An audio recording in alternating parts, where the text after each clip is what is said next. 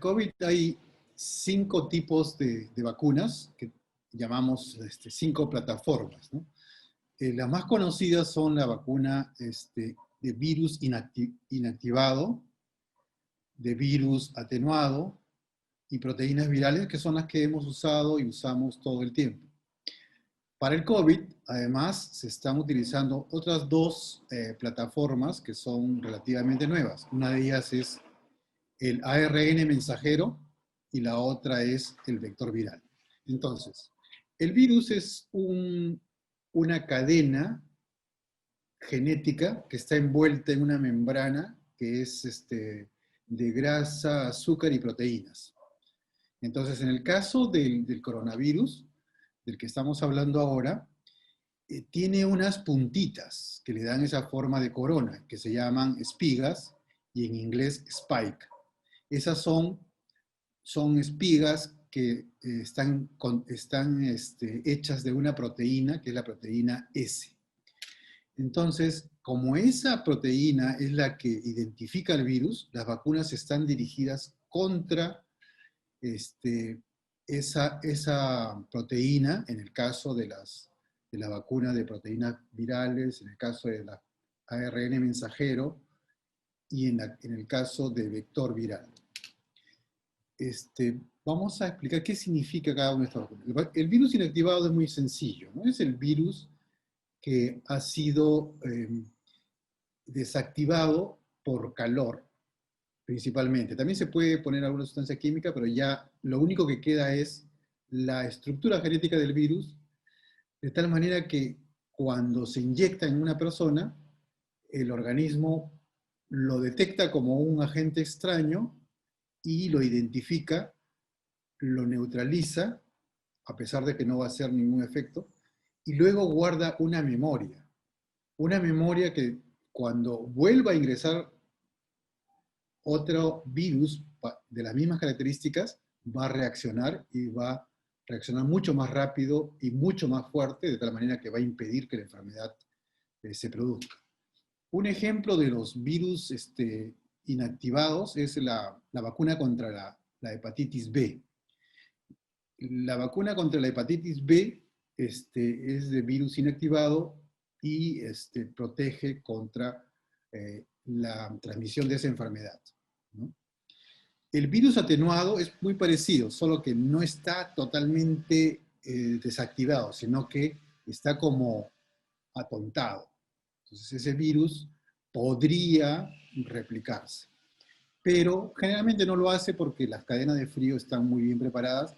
Y ejemplos de ese tipo de vacunas tenemos en las vacunas contra el sarampión, las vacunas contra la rubiola, que son 2 enfermedades que ya no existen en el Perú ni en las Américas. ¿Por qué? Porque se ha vacunado durante muchos años y se ha logrado eliminar. Todavía falta eliminar de otras partes del mundo para que se considere erradicada, pero los médicos que tienen menos de 20 años de ejercicio no han visto ningún caso de pacientes con sarampión o con complicaciones de sarampión. ¿Por qué? Porque las vacunas han funcionado. Entonces, luego tenemos las proteínas virales. Ejemplo de eso es la vacuna contra el papilomavirus, que es un virus que está relacionado con el cáncer de cuello uterino.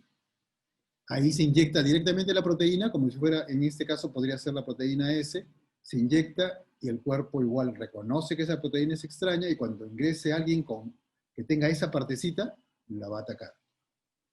Y luego tenemos las 2 más interesantes, que es, digamos, desde el punto de vista científico-tecnológico actual, que es la de ARN mensajero, es ácido ribonucleico mensajero. ¿Qué es esto? Es la vacuna que todos conocemos, la vacuna de Pfizer y la vacuna de Moderna. En esa vacuna lo que se ha hecho es que hay una porción de material genético que se llama ARN, o sea, tiene material genético, y mensajero, que es como, en la práctica, es como si fuera una especie de receta. Esa vacuna cuando se inyecta, ingresa a la célula, pero no al núcleo, sino a la parte de afuera de la célula, y le dice a una partecita de la célula, que se encarga de fabricar proteínas, que fabrique, dice, esta es la receta para que fabriques proteína S. Entonces, es el mismo cuerpo nuestro el que fabrica las proteínas S.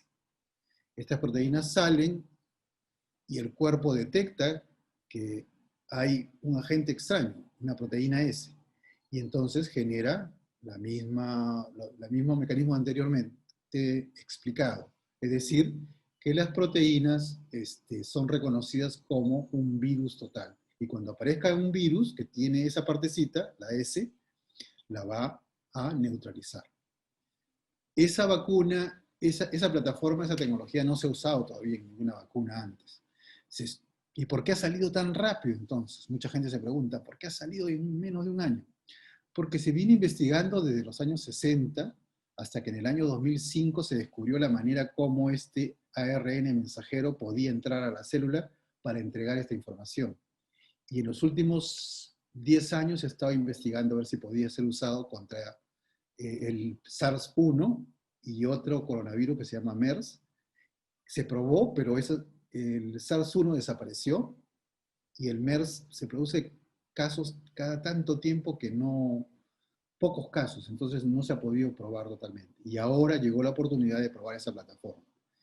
Entonces, tenemos la cuarta plataforma. La quinta se llama vector viral, que es la que todos conocemos como la vacuna de Oxford y la vacuna también, la vacuna rusa. ¿Qué cosa es esta? En este caso lo que hacemos es, tenemos un virus, como el virus del resfriado común, pero que lo han inactivado y le han puesto un pedacito de información para que cuando entre al cuerpo, le diga a la célula de nuestro cuerpo que forme nuevamente la proteína S.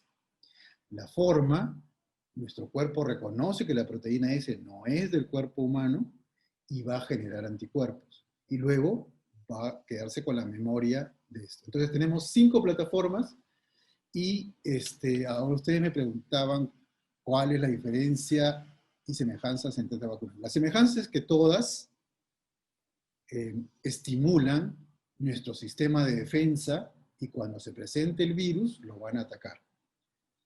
La otra semejanza es que todas las vacunas que se han aprobado actualmente, todas ellas protegen en un 100% contra enfermedad severa, pero protegen de manera diferente contra la aparición de la enfermedad.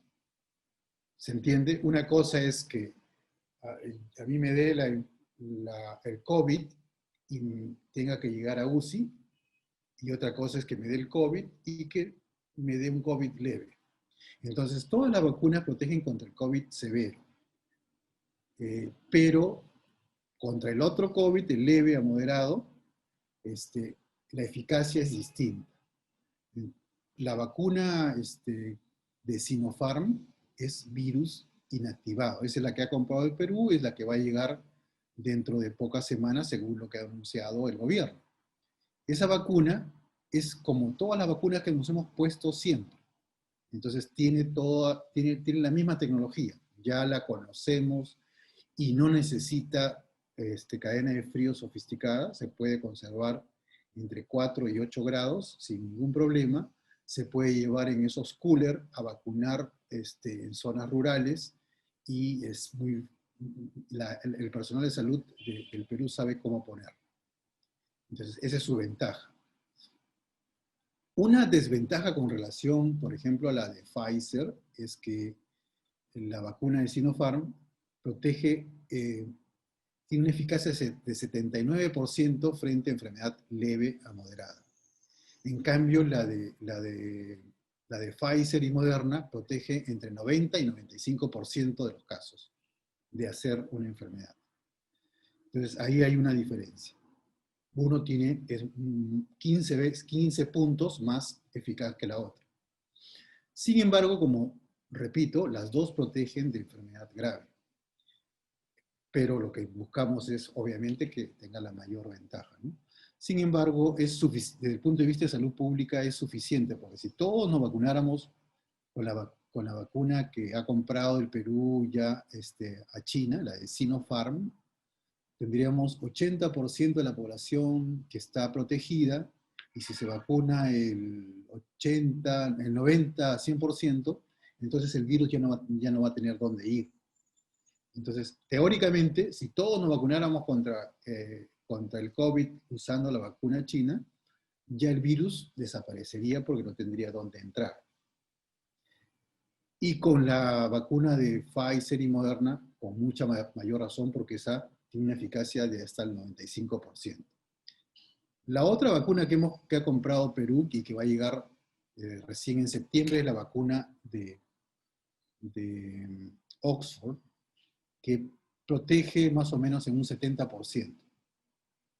Y esa vacuna usa el vector viral.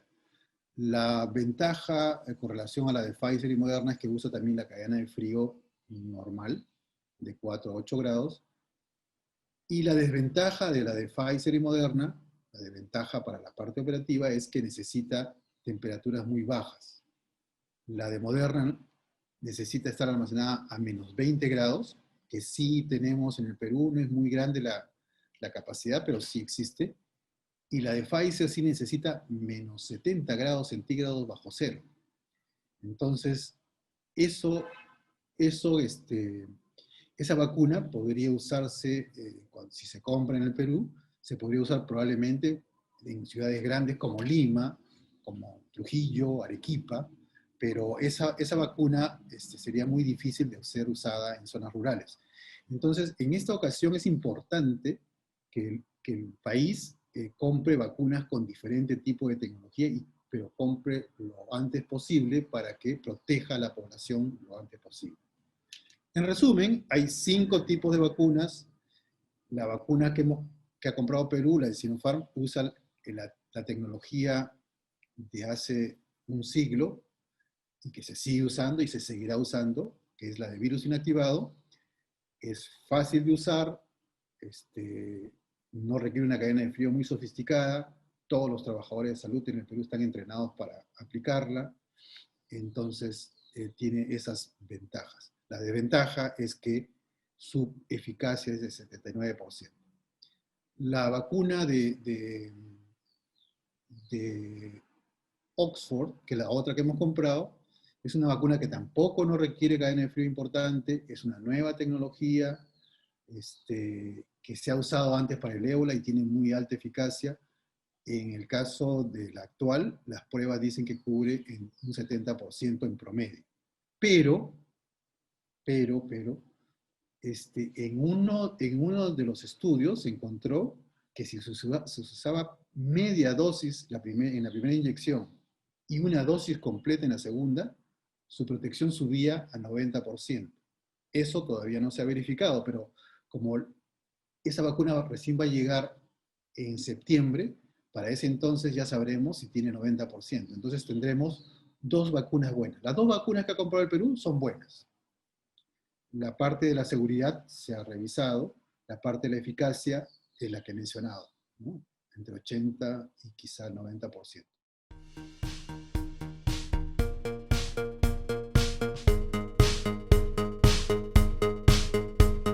Hace un par de días me llamó un amigo de la infancia que vive en Francia. Él vive en Francia desde hace más o menos 30 años, se fue a estudiar, se quedó y ha hecho su familia por allá. Me llamó para preguntarme cuál era la dosis de un medicamento preventivo que quería usar. No voy a decir el nombre porque me parece que eso es inapropiado, yo no recomiendo ese medicamento. Entonces le expliqué que ese medicamento no era preventivo, que estaba en discusión si podía servir para tratamiento, pero que en mi opinión no está demostrado. Me dijo, lo que pasa es que yo no me quiero vacunar. Me han llamado para empadronarme y para que me pongan la vacuna de aquí a unas semanas. Y justo da la casualidad que hace una semana vinieron a mi casa y pusieron el módem para el sistema de 5G. Entonces me dijo, y yo no quiero vacunarme porque no quiero que me pongan cosas extrañas en mi cuerpo. Entonces les estoy hablando de una persona profesional, con posgrado, inteligente, educado, responsable, porque lo que quiero llamar la atención es que ante esta situación de angustia, mucha gente busca explicaciones. Y hay algunos que tienen ideas que no se basan en ninguna, no tienen ninguna base científica. Entonces, por ejemplo, en este caso, este amigo me estaba diciendo prácticamente que él estaba preocupado por la posibilidad de que lo quieran monitorear a través del sistema 5G. Y se refería a la vacuna que se aplica con el uso del ARN mensajero, es decir, esa vacuna genética en la que hay un mensajito que llega a la célula, oye, produce esta proteína. Pero esa vacuna no entra al núcleo. Lo que hace es decirle a la célula, oye, prodúceme esta proteína, y luego desaparece. Es como si uno fuera a la cocina de un restaurante y le da la receta, y la persona que prepara la receta, una vez que la termina de preparar, la rompe, la tiene que romper. Eso es lo que pasa con el ARN mensajero. No se queda, no modifica nada, no nos inserta ningún chip. Entonces, yo entiendo que como uno está muy preocupado, busca explicaciones, y hay gente que incluso que son profesionales y que hacen explicaciones que no tienen sentido. Entonces, me parece importante que la gente se ponga a pensar, ¿cuántas personas menores de 35 años conocen en el Perú que tienen polio? La respuesta va a ser 0. Porque desde 1992 no hay ningún caso de polio. El último caso de polio ocurrió en 1992 en el Perú. Y eso es producto de años y años y años de vacunar. La vacunación sirve para prevenir enfermedades, para evitar que las enfermedades ocurran. No todas las vacunas son perfectas. La de la polio es muy buena y la vacuna tiene desde el año 50, 70 años. Y en el Perú hace casi 38 años que no tenemos polio, ¿no? En el mundo solamente hay 2 países que tienen polio, y por eso que seguimos vacunando y vamos a seguir vacunando hasta que ya no haya ningún caso de polio en todo el mundo. Entonces declararemos que esa enfermedad ha sido erradicada. Ya no necesitamos vacunar. ¿Hay algún caso de enfermedad que ha sido erradicada? Sí. La viruela. Los que tienen más de 50 años tienen una marca en el hombro, una cicatriz que quedó de la vacunación contra la viruela. La viruela es una enfermedad que cuando llegaba a una ciudad mataba a la mitad de las personas a las que les daba. Y de los que no morían, había mucha gente que se quedaba con lesiones que los desfiguraban, el rostro, las manos, el cuerpo. Entonces, era una enfermedad muy mala. Es una enfermedad que ya no existe. ¿Por qué no existe? Gracias a la vacunación. Entonces, yo pienso que poco a poco, conforme la población se vaya informando más, va a comenzar a calmar su ansiedad, que está bien que se preocupen y pregunten, pero yo pienso que la gente va a ir vacunándose, porque en el Perú, estos ejemplos que he mencionado de la polio, el sarampión, también hace 20 años que no hay sarampión. Esas enfermedades no existen porque hemos vacunado y porque la gente en el Perú confía. Hay grupos que están contra las vacunas y son muy fuertes en otros países. En el Perú hacen bastante, digamos, difusión en los medios, pero la gente, la población, las madres llevan siempre a sus hijos a vacunar. Entonces, pienso que conforme las personas reciban más información, y para eso los que trabajamos en salud, el ministerio, el seguro social y todos los expertos debemos explicar y responder a todas las preguntas que tenga la gente para que esté tranquila y segura de que lo que va a recibir le va a hacer bien. Y finalmente yo diría, como ha dicho la ministra, yo pondría el hombro para que me vacunen tan pronto llegue la vacuna. De hecho, al amigo con el que empecé esta historia le dije, ¿por qué no hacemos un intercambio? Yo te llevo el medicamento del que me hablas, te digo cómo lo tomas, y tú me das tu puesto para vacunarme. Yo le dije, que me vacunen a mí si tienes miedo, y yo te doy el medicamento. pero no lo voy a hacer porque soy tu amigo y te quiero y no puedo dejar que tu salud esté en riesgo. Entonces la vacunación es una forma de proteger nuestra vida y la vida de los demás.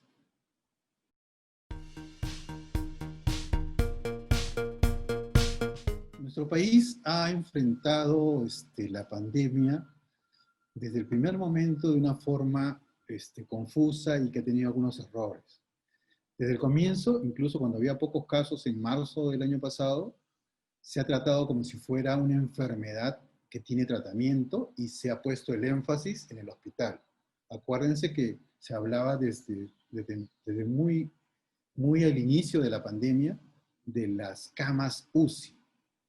Entonces, nosotros los saludistas lo que buscamos es que la gente no llegue a las camas UCI, prevenir. Nuestro trabajo es prevenir. Lamentablemente ese enfoque no es el que se ha usado. O sea, en primer lugar, un primer problema viene ya desde el inicio, y es que el enfoque inicial fue de tratamiento en los hospitales en lugar de ser preventivo y de salud pública. Eso se ha corregido, se ha mejorado, se está trabajando mucho, sin embargo, no se ha hecho lo suficiente.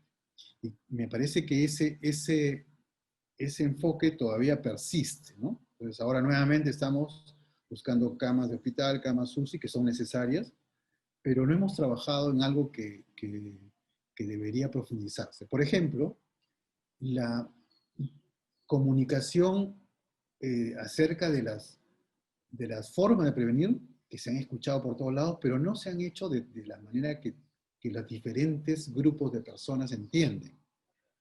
A ver, hay personas a las que les gusta, por ejemplo, el reggae, otros que les gusta la música clásica, otros que les gusta la música electrónica, otros que les gusta la música andina, otros que les gusta la salsa o la música criolla.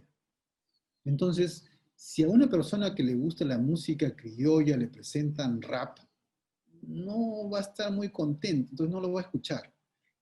La comunicación debe ser de acuerdo a la forma de entender al lenguaje cultural, intercultural que tienen los diferentes grupos. No es lo mismo las personas del sur andino que las personas de la Amazonía, ni de la costa, ni de la ciudad grande, y dentro de eso también los grupos de jóvenes, como los adultos mayores.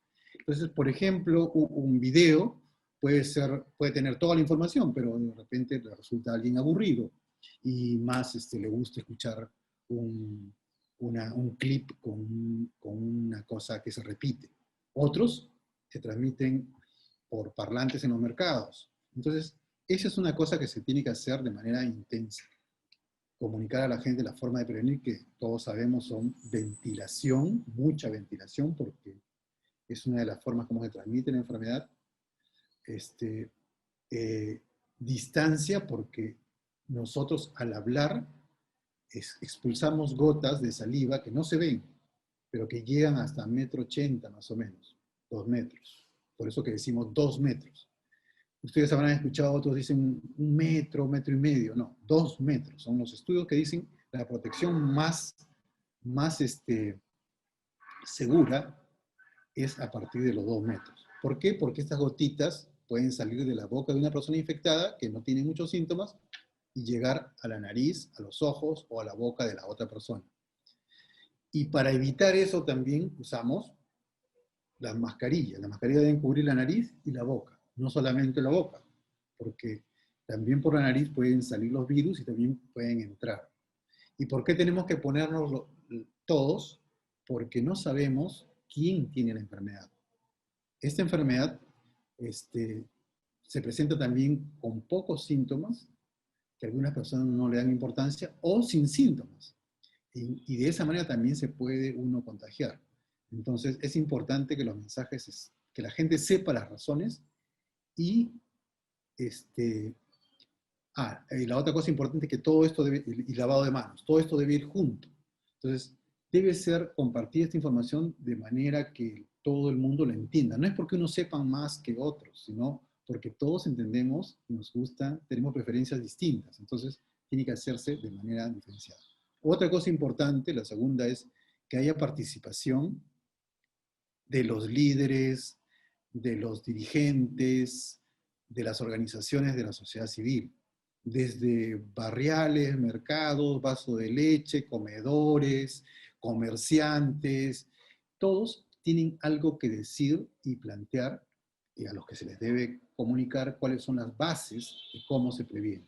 Y entonces estas personas pueden colaborar. Un tercer elemento es el apoyo social. Se dieron bonos, pero lamentablemente se usaron los bancos, la gente se aglomeró y facilitó el contagio, porque ya hemos dicho que tiene que haber distancia de 2 metros por lo menos, ventilación, mascarilla y lavado de manos. En ese tiempo no se usaba mucho la distancia ni la mascarilla, entonces eso contribuyó a que creciera. Apoyo social. El apoyo social debe permitir que las personas que están con la enfermedad, y por eso es importante la participación de la sociedad, se mantengan en su casa durante 14 días. ¿Para qué? Para que no transmitan a otros la enfermedad. Hay personas, hemos visto nosotros, muchas personas que están con muy pocos síntomas o que los síntomas desaparecen a los 4 o 5 días. Y entonces es importante que haya un seguimiento. ¿Por qué? Porque imagínense ustedes que no sientan nada y les digan, te vas a quedar todavía 9 días más en tu casa. Se van a aburrir, Tienes que estar en tu cuarto para que no contagies a los demás. Entonces hay mucho trabajo, no es fácil hacer eso.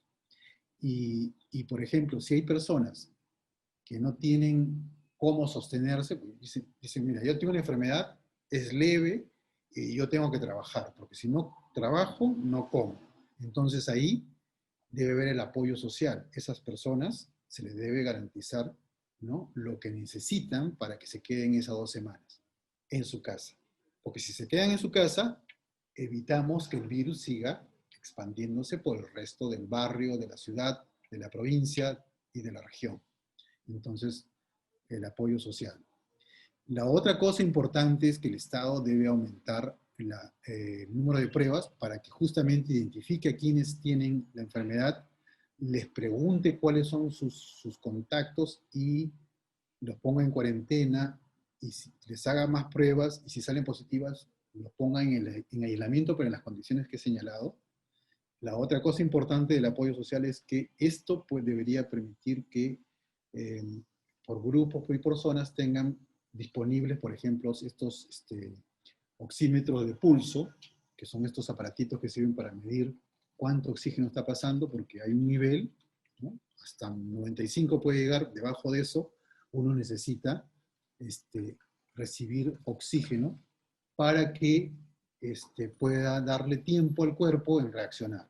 Otra cosa importante en la casa es tomar bastante líquidos, porque los líquidos reemplazan el agua que consumimos cuando estamos enfermos. Cuando estamos enfermos, todo el cuerpo, todas esas defensas están en acción. Y esa acción de las defensas genera millones de reacciones químicas. Y todas esas reacciones químicas necesitan agua. Por eso es que necesitamos tomar agua. No es una cosa mágica, no es porque mi abuelita me ha dicho, no. Es porque se necesita, el cuerpo lo necesita. Entonces, dar la información, aislar, y probablemente revisar, en este momento, la situación en algunas regiones, en Lima en particular, por ejemplo, con prácticamente el 100% de camas UCI ocupadas, casi el 90 y tantos % de camas hospitalarias ocupadas para ventilación, para oxigenoterapia, perdón. Lima está en una situación crítica y debería revisarse los parámetros para hacer una cuarentena focalizada. No igual que la del año pasado, que se hizo cuarentena a todo el país, a los que necesitaban y a los que no necesitaban. Debería hacerse en Lima metropolitana y no tendría que cerrarse todo. Por ejemplo, nada más, digo, cosas que claramente deberían dejar de funcionar porque son espacios donde el riesgo de contagio en este momento es mucho mayor. Restaurantes, gimnasios, obviamente bares, pero por ejemplo no debería dejar de funcionar los servicios de delivery, que también se cerraron la vez pasada. La construcción civil, si siguen las reglas de cuidados y todo, podrían mantenerse. Entonces, debe pensarse en una cuarentena focalizada de verdad en una ciudad. Este, debe pensarse qué actividades no son de mayor riesgo y sí pueden funcionar. Y la otra cosa importante, me parece a mí, es que el toque de queda debe ser más tarde. Ustedes dirán, pero hay una contradicción. Usted dice que haya cuarentena, confinamiento y que el toque de queda sea más tarde. La razón es muy sencilla.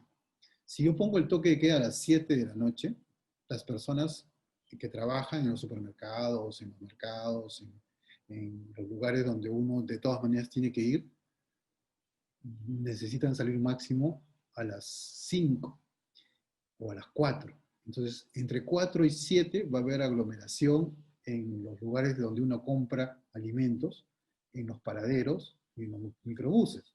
Y por lo tanto se va a producir el efecto contrario al que buscamos. Lo que buscamos es que la gente no esté muy junta, no esté muy cerca. Y bueno, yo creo que lo que sí ya hemos aprendido es que a usar las mascarillas, aunque a veces vemos que alguien pues se la pone por solamente la boca, se le quita la nariz, pero en general hemos aprendido. Entonces, en resumen, creo que hay varias medidas que se tienen que dar, ¿no?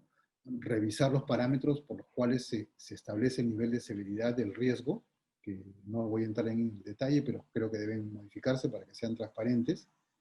Y si se modificaran de acuerdo a lo que se usa a nivel internacional, Lima y varias regiones ya están en estado crítico y deberían tener un confinamiento corto, con un toque de queda más tarde y con una reducción de algunas actividades que sí son de riesgo. Pienso que se deben hacer modificaciones de ese tipo en los siguientes días para contener un poco la epidemia.